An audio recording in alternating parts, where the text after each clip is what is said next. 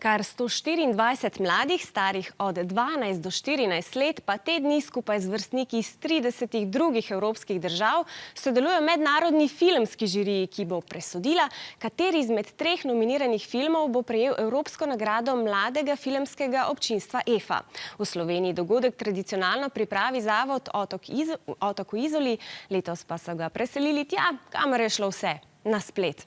Do nedelje si bodo mladi kar z domačega kavča brezplačno ogledali 3 najnovejše evropske filme, se o njih pogovarjali in nato glasovali o zmagovalcu. V komisiji je tudi 12-letni Matija iz Izole.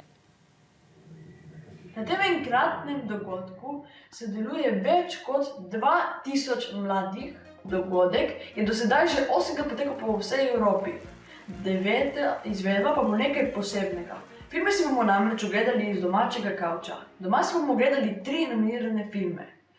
Roka spremlja svet iz Nemčije, Moj brat lovi dinozavre iz Italije, Španije in Nenavaden teden s Teso iz Nizozemske, Nemčije. Kdaj si bomo ogledali filme, se odločimo sami.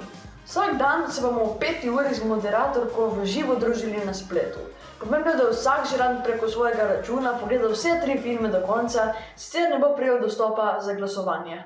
Glasovanje bo v nedeljo med 12. in 16. uro. Za glasovanje bo vsak žirant od festivala Skopa v nedeljo, tik med odprtjem glasovanja, prejel mail z osebno povezavo do glasovalne strani. Glasovanje bo potekalo po sistemu, ki ga imenujemo 3-2-1.